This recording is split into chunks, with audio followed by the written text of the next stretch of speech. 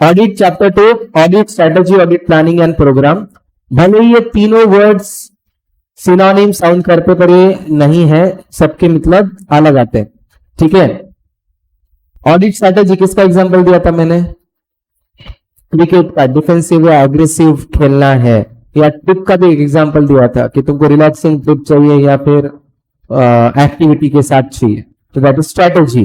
Audit planning, planning के अंदर फिर आएगा कि ट्रिप कब जाना है, कितने बजे, क्या करना है, क्या क्या कवर करने हैं, कौन सा मोड ऑफ ट्रांसपोर्ट से जाना है, ये सब प्लानिंग में आएगा। एंड प्रोग्राम, इटनरी तुमको मिलती है ना जब ट्रिप के जाने की, अल्टीमेटली इटनरी मिलती है कि कब कितने बजे अपन कौन कौन कहाँ पे रहेंगे, क्या क्या कवर करेंगे, तो that is program, audit programme.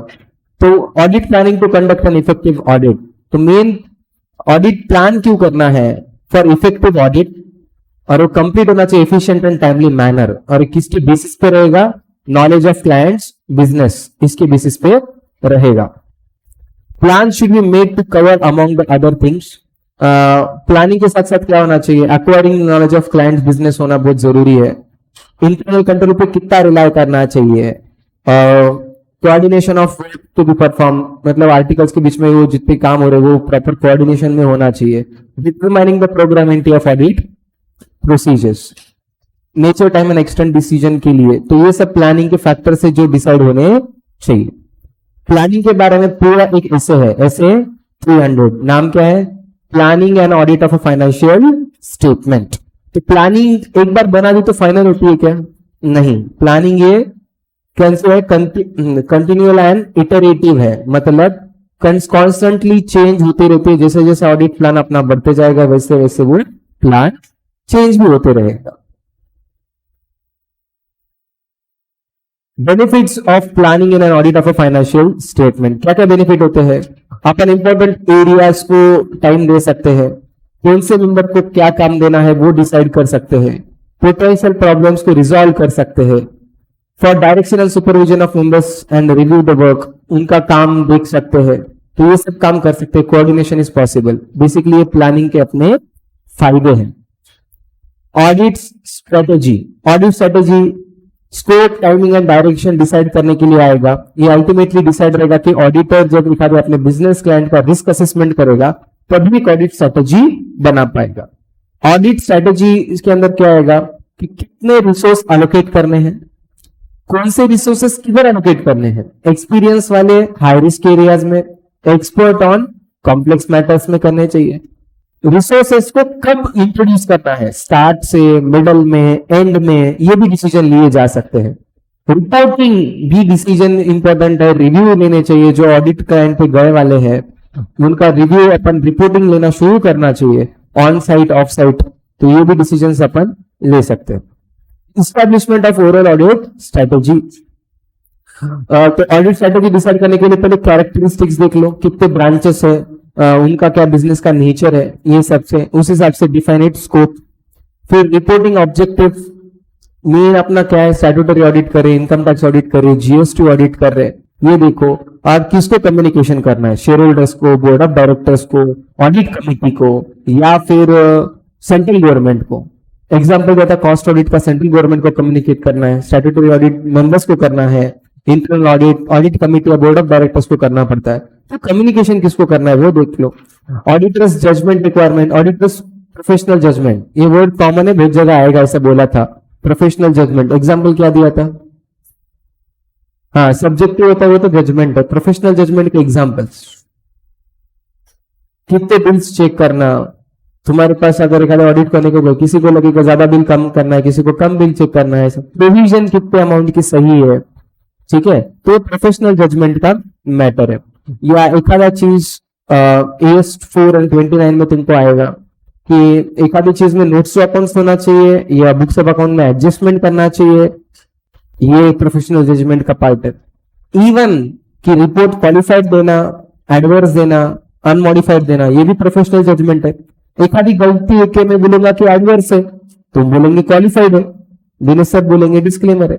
Possible, हर एक का ओपिनियन चेंज हो सकता है। Consider the results of preliminary engagement activities, example के तौर पे बोला था सैंपल बेसिस पे, मम्मी एखादा चीज देती है। तो वैसे एक छोटा काम करके देखो, उस हिसाब से डिसीजन लो कैसा करना है। And NTEF resource for the engagement, कितना टाइम देना है, तो ये सब अपन ने कल देखा था। Okay, chapter 2 planning, audit planning, audit programme and audit strategy. भले ही तीनों सिनोनिम से कुछ अलग अलग है। पहले स्ट्रेटेजी बनेगी, फिर उस हिसाब से प्लान बनेगा एंड फिर अपन प्रोग्राम बनाएंगे। तो इसके अंदर देखिए relationship between overall audit strategy and plan. तो ये दोनों अलग, एग्जैक्ट अलग नहीं बोल सकते हैं, ये दोनों इंटर रिलेटेड और इंटर लिंक्ड है। तो सबसे पहले तुमको स्ट्रेटेजी बनानी पड़ेगी, इस्टेब्लिश करनी पड़ेगी। एग्जाम्पल के तौर पर मैंने बोला था कि तुमको एग्रेसिव खेलना, डिफेंसिव खेलना है, या ट्रिप रिलैक्स वाली चाहिए, एक्टिविटीज के साथ चाहिए, उस हिसाब से। फिर इसके बाद ट्रिप प्लान होगी, और जब ट्रिप प्लान होगी तो अल्टीमेटली एक अपना एम जो है अचीव ऑडिट ऑब्जेक्टिव। तो अल्टीमेटली अपना ऑब्जेक्टिव खा के ट्रिप से जो चाहिए रिलैक्सेशन वही है, वो फिर अचीव हो सकता है। उस हिसाब से स्ट्रेटेजी बनाओ, प्लान बनाओ, और फिर वो चीज ले लो।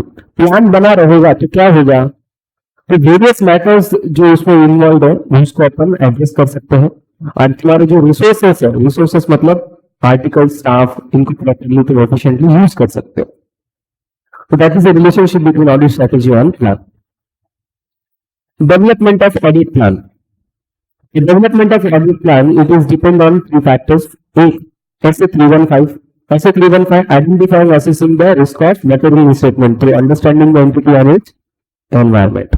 एंटिटी को समझो और ये प्लान हो कि कहाँ पे गलती हो सकती है। SA 315 में कहाँ हो सकती है, SA 330 में रिस्क मिल चुकी है, उसको कैसे टैकल करना है। Auditor's responses to the assessed risk मिल चुकी है ना, how to handle and other ऐसे जहाँ पे कुछ प्रोसीजर होते हैं। तो तीनों हिसाब, ये तीनों को कंसिडर मद्देनजर रखते हुए इनको ऑडिट प्लान बनाना पड़ेगा। Knowledge of clients business. अब एक ऑडिट का प्लान बनाना है तो बिना नॉलेज ले तो कर नहीं सकते। तो क्या एग्जैक्टली नॉलेज लेना, मतलब क्या लेना, तो पहले पूछो कौन सी रिलेवेंट इंडस्ट्री, रेगुलेटरी, कौन से OFRF उसको एप्लीकेबल है, पहले वो सब पूछो, फिर अपन उसका ऑडिट प्लान बनाएंगे। नेचर ऑफ एंटिटी में तुमको क्या क्या पूछना है, उसका ओनरशिप कौन है, उसको गवर्नमेंट स्ट्रक्चर लॉ कौन सा एप्लीकेबल है क्या, उनके इन्वेस्टमेंट्स कहाँ से आ रहे हैं, उसको फाइनेंस कहाँ से आ रहा है। ये क्वेश्चन को जब आंसर मिलेंगे तब तुम बोल सकते हो कि तुमने उसका नेचर समझा है, तो उसमें कौन से पॉलिसी अडेप्ट किए हैं और ये अलाउड है क्या, और इसमें कुछ चेंजेस है तो consistence with the OFRF allow करता है ये चेंजेस करने को, ये सब तुमको चेक करना है। फिर इसके बाद एंटिटी के ओवरऑल ऑब्जेक्टिव्स एंड स्ट्रेटजीज क्या है, और वो बिजनेस से लिंक होते हैं क्या। अगर वो बिजनेस से लिंक नहीं होते तो कहाँ ना कहाँ पे रिस्क समझ में आ जाती है। जैसे कि मैंने अदानी ग्रुप का बोला था कि वो बहुत सारे फाइनेंसेस ले रहा है, तो वो चीज कहाँ ना कहाँ पे तो फिर रिस्क तुमको सामने आ जाएगी। Measuring and reviewing the entities financial performance. फिर फाइनेंशियल परफॉर्मेंस भी देखो कि लॉस मेकिंग है। इसके किंगफिशर का एग्जाम्पल दिया था कि पूरे एम्प्लॉय स्ट्राइक पे चले गए और फिर लॉसेस में था, फिर पूरे पार्टी कर रहा था लोनावला में, या IPL की टीम खरीदा, F1 कार रेस अरेंज किया, तो कहाँ ना कहाँ पे तो गलत है, फिर रिस्क फैक्टर तुम्हारे सामने ऑटोमेटिकली आ ही जाएगा। This knowledge is the auditor team. ये नॉलेज की वजह से जो ऊपर से मिला क्या क्या, कि कौन सा लॉ एप्लीकेबल है, उसका नेचर क्या है, उसके पॉलिसीज क्या है, ऑब्जेक्टिव्स क्या है, ये सब के हिसाब से बेसिकली ऑडिटर को क्या समझ में आएगा। Identify the areas of future audit consideration. कौन से चीजों को तुमको ऑडिट करते समय ध्यान देना है। फॉर्म ऑफ ऑडिट प्लान, एक प्लान बनाता होगा। अकाउंटिंग एस्टिमेट्स, मैनेजमेंट की रिप्रेजेंटेशंस को तुम इवेलुएट कर पाएंगे सही है कि नहीं, यानी जजमेंट्स बना पाएंगे। ठीक है, बाकी के डिटेल पर तुमको मॉड्यूल में मिल जाएंगे, ऐसा बोला था। ऑडिट प्लान, ऑडिट प्लान एक बार बना के रख दो, ऐसा नहीं होता है, जैसे जैसे आगे बढ़ेगा ऑडिट उस तरीके से चेंज होगा। तो audit plan is a continuous and iterative process, change हो सकता है, एक बार बना दिया वो फाइनल नहीं रहेगा। तो प्लानिंग इंक्लूड्स तो certain activities and audit procedures. तो ये जब प्लान बनाना है तो उसके पहले मैंने क्या कंसीडर करना चाहिए, क्या कंसिडरेशंस रखने चाहिए। तो पहला एनालिटिकल प्रोसीजर करने को बोला था। एनालिटिकल प्रोसीजर के एग्जांपल्स क्या दिए थे, सामने वाले को इनकम नहीं पूछ सकते, उसको टैक्स पूछो, इनकम निकाल लेंगे अपन, और TDS एंड GST सेल्स निकाल सकते हैं, ये सब चीजें निकाल सकते हैं अपन। ओके, तो एनालिटिकल प्रोसीजर इसको बोलते हैं। तो हर एक चीज एक में से लिंकअप रहेगी। लीगल रेगुलेटरी फ्रेमवर्क एप्लीकेबल, और वो उस हिसाब से उसको कंप्लाई कर रहे हो क्या, उनको जो भी लॉज एप्लीकेबल है, ईएसआईसी, पीएफ या जो भी है। डिटरमाइन द मटेरियलिटी, रिलायंस का एग्जांपल दिया था, 5 करोड़ तुम्हारे वो मटेरियल है, अंबानी के लिए वो मटेरियल है। तो मटेरियलिटी भी मैटर करती है, और हर बिजनेस टू बिजनेस ये चेंज हो सकते हैं। तुम्हारे लिए 100 बड़े अमाउंट है, तुम्हारे पापा के लिए छोटी अमाउंट है, तो मटेरियलिटी चेंज हो सकती है। The involvement of experts, experts कहाँ पे इन्वॉल्व करने हैं, कौन से इश्यूज में करने हैं, इसकी पहले भी देखा था प्लानिंग में। एक्सपीरियंस स्टाफ को एंड एक्सपर्ट्स को कहाँ पे इन्वॉल्व करना है, कॉम्प्लेक्स मैटर में या रिस्की एरियाज में, तो ये प्लानिंग करने के पहले अपन ये सब चीजें ध्यान में रखना। Performance of other risk assessment procedures, risk assess करना, ऊपर जो अपन ने किया था, बिजनेस को समझने के बाद अपने को समझ में कि कौन से एरियाज है, जैसे पॉलिटिकल पार्टी है, कंस्ट्रक्शन बिजनेस है, तो एसेस हो सकती है, कैश ट्रांजैक्शंस, तो फिर उस हिसाब से अपन प्लान कर सकते हैं। प्लान करने के पहले क्या क्या चीजें सोचना, एनालिटिकल प्रोसीजर्स, लीगल रिक्वायरमेंट्स, फिर materiality, involvement of experts and risk assessment procedure, उसके बाद तुम प्लान बना सकते हो। ओवरऑल ऑडिट स्ट्रेटेजी बनाने का काम किसका, ऑडिटर का या फिर क्लाइंट का। अगर तुम क्लाइंट को ही बोलेंगे कि तुम ऑडिट स्ट्रेटेजी बना के दो, तो क्या हो जाएगा, इफेक्टिव नहीं रहेगी। ऑडिट स्ट्रेटेजी बनाने का काम पूरा का पूरा ऑडिटर का है। ऑडिटर बनाने के बाद क्लाइंट के कितना बताना है, ये ऑडिटर के ऊपर डिपेंड है। बट न्यू वर्ड है, मैंने न्यू वर्ड को तुमको अंडरलाइन करने को बोला था, तो चाहिए तो डिस्कस कर सकता है, नहीं तो नहीं कर सकता है। अल्टीमेटली तुमको ये होना है कि इफेक्टिवनेस कॉम्प्रोमाइज नहीं होना चाहिए। पूरा ऑडिट प्लान बनाने का काम किसका है, ऑडिटर का है।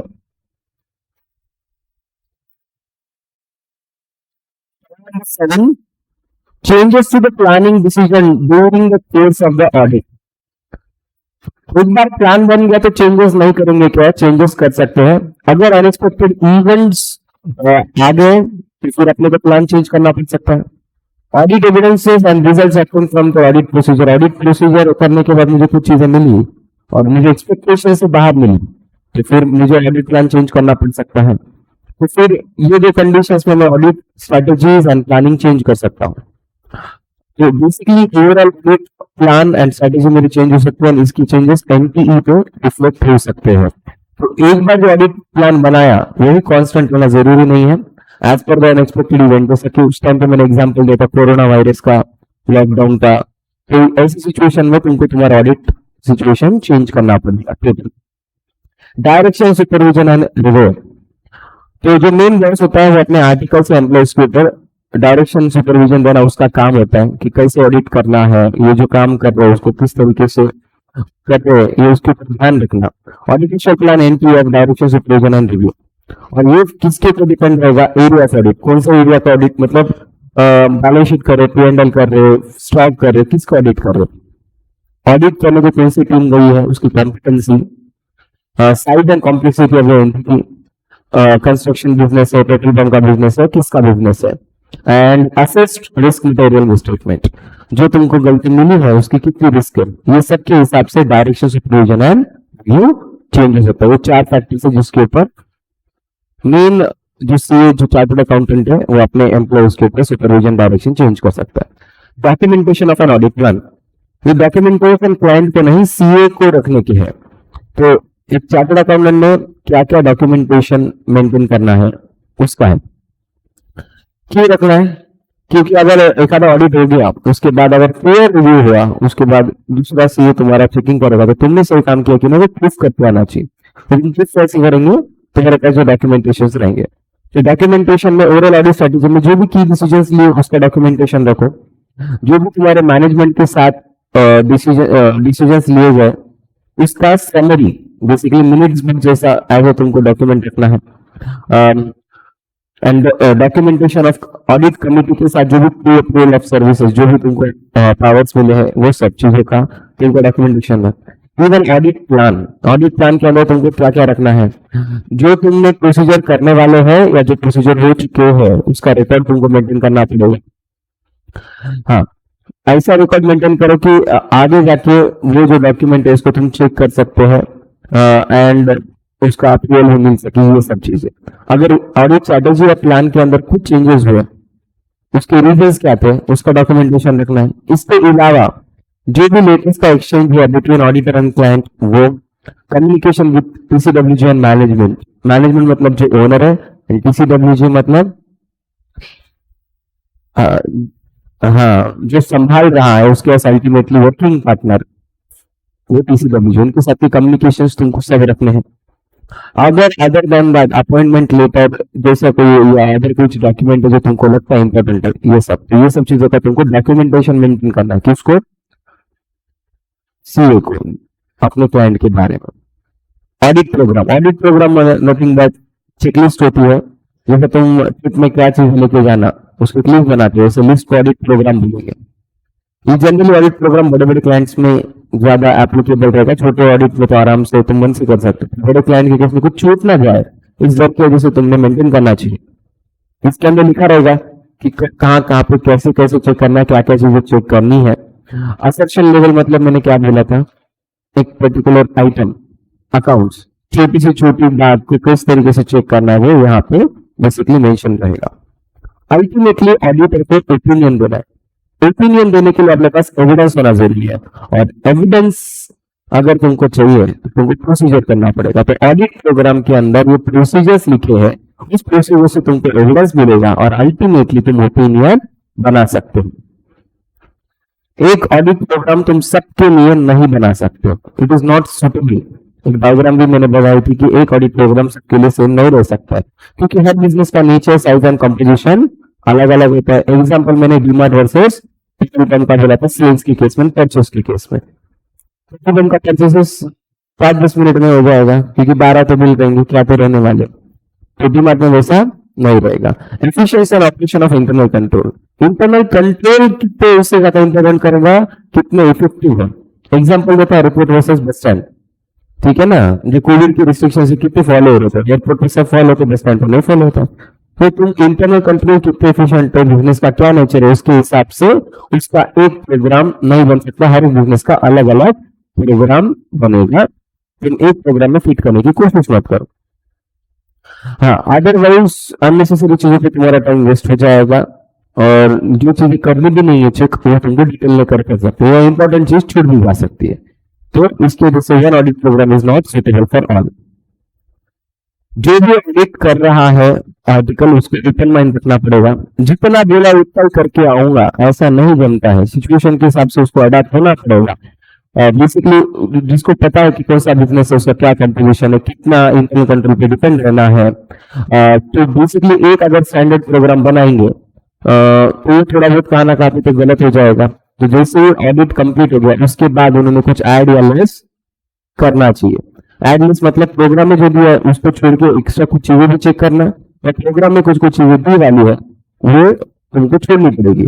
जैसे कि एग्जाम्पल के तौर पर दिया था, अगर ऑनलाइन हो गया है या टैली में मेंटेन है तो टोटल चेक करने को बोला है, तो करने की जरूरत नहीं रहेगी अपने को बिल्कुल भी, क्योंकि प्लेन बियॉन्ड डाउट है। भले प्रोग्राम में बोला कि टोटल चेक करो, तुम नहीं करेंगे क्योंकि टैली में मेंटेन हो रहा है।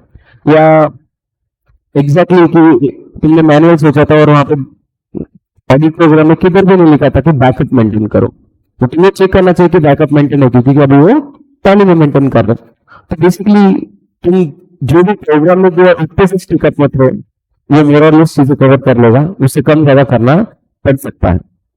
Periodic review of audit programme, 1-2 सालों में या हर साल तुमको चेक करना पड़ेगा कि जो ऑडिट प्रोग्राम बनाया है वो रेलेवेंट है कि नहीं। उसमें से कुछ कुछ चीजें तुमको निकालनी पड़ेगी, कुछ कुछ चीजें ऐड करनी पड़ेगी। अगर वो टाइम टू टाइम बेसिस पे चेक करेंगे कि तुमको क्या चेकिंग करनी है ऑडिट करने को गए, इन एडिक्वेसी रिडंडेंसीज रिमूव हो जाएंगे, जो अननेसेसरी चीजें हैं वो निकल जाएंगी, तो बेसिकली तुमको फ्लेक्सिबिलिटी मिल जाएगी। अगर तुम टाइम टू टाइम नहीं चेक करेंगे तो फिर वो प्रोग्राम का कुछ काम ही नहीं रहेगा। लोग करना है बोल के करेंगे, बेसिकली उसकी कोई जरूरत नहीं है, फिर भी करना बोल के करते रहेंगे, ये गलत हो जाएगा। तो कभी कभी बेसिकली जो लीगली एप्लीकेबल है वो चीजें नहीं होने सकती, उसके लीगल कॉन्सिक्वेंसेस भी तुमको झेलने पड़ सकते हैं। इसके मैंने बोला था इंडियन लॉज, बोला था वाले के 5 रुपए 10 रुपए मिले फाउंड इंग्लैंड की क्वीन को देना है, या लेबर लॉज बोले तो 450 प्लस लेबर लॉज है इंडिया में, जरूरत नहीं है ना, तो उसको रिमूव कर देना जरूरी है। तो ऐसा तो ये तुमने टाइम टू टाइम चेक करना चाहिए। इधर तक हो जाता अपना। Okay okay, use of benchmark materiality. तो ये बेंचमार्क मटेरियलिटी मतलब परसेंटेज, परसेंटेज किसको अप्लाई करना, ये बहुत बड़ा डिसीजन फैक्टर होता है। मॉडल में एक डायग्राम है कि अगर तुम प्रॉफिट देख रहे हो तो ईबीआईटी का लो, अर्निंग्स का लो, ग्रॉस मार्जिन का लो, एक्टिविटी बेसिस पे सेल्स का लो, कैपिटल बेसिस पे इक्विटी या एसेट का लो, किसी ना किसी का तो एक बेसिस लो और उसका परसेंटेज लो। क्या चीजें चेक, क्या चीजों के ऊपर बेसिस पे तुम करोगे, 5 चीजें डिफाइन करेंगे कि तुमको किसका लेना है और कितना परसेंटेज लेना। Nature of business, life cycle of business, कौन से इंडस्ट्री इकोनॉमी से बिलोंग करता है, एग्जांपल स्टार्टअप का दिया था, ओनरशिप स्ट्रक्चर, इक्विटी है या debt, and relative volatility of benchmark, वो कितना चेंज होता है। तो ये 5 फैक्टर से डिसाइड होगा कि बेंचमार्क मेथोडोलॉजी कितनी है और किसको अप्लाई करनी है। Chosen benchmark relevant for financial data. तो ये जब डिसाइड कर रहे हो परसेंटेज, तो तुमने उसका past, current and future check करना चाहिए। एंड ये जो बेंचमार्क मेथोडोलॉजी चेंज करनी पड़ेगी अकॉर्डिंग टू द सिचुएशंस। अगर अबनॉर्मल प्रॉफिट लॉस हुआ तो चेंज करो, या फिर एम कुछ ऐसा ट्रांजेक्शन हुआ तो चेंज करने की ताकत रखो। परसेंटेज निकालते समय ध्यान दे, अगर सेल्स के ले रहे तो कम लो, प्रॉफिट के ले रहे तो ज्यादा लो, क्योंकि प्रॉफिट का अमाउंट ही छोटा होता है तो परसेंटेज बड़ा लेना पड़ता है, सेल्स का अमाउंट बड़ा होता है तो परसेंटेज छोटा लेना चाहिए। फिर सिचुएशन के हिसाब से मटेरियलिटीज तुमको रिवाइज करनी पड़ सकती है, जैसे कि एग्जांपल या इन सब चीजों के लिए कौन सा class of transaction, account balance and disclosure, इन सब के लिए अलग अलग मटेरियलिटी सेट होनी चाहिए।